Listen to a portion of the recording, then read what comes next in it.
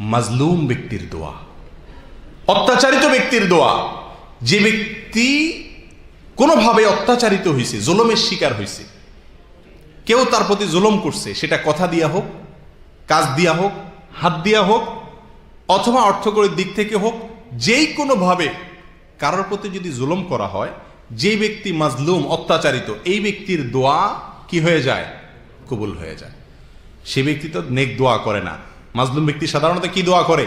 বদদোয়া করে মনের কষ্টে। এই মাজলুম ব্যক্তির বদদোয়া বড় ডেঞ্জার, বড় জঘন্য বিষয়। প্রিয় ভাই, আমার আপনার দ্বারা যদি কোনো কারোর প্রতি কখনো অবিচার হয়ে যায়, সেটা আমার মুখ দিয়া হোক, আমার হাত দিয়া হোক, অন্য কোনো অঙ্গ প্রত্যঙ্গ দিয়ে হোক, যে কোনো উপায়ে হোক, সঙ্গে সঙ্গে ওই ব্যক্তির কাছ থেকে ক্ষমা চেয়ে এটাকে সম্পূর্ণভাবে ভ্যানিশ করে দেওয়ার চেষ্টা আমাদের মধ্যে থাকতে হবে। কারণ মাজলুম ব্যক্তির দোয়া এত জঘন্য, এত জঘন্য যে এই ব্যক্তির দোয়া আল্লাহ সুবহানাহু ওয়া তাআলা সাধারণত কি দেন না? ফিরায় দেন না। তার মনে যে বদদোয়া তৈরি হয় জালেমের বিরুদ্ধে, এই দোয়া কি হয়ে যায়? কবুল হয়ে যায়।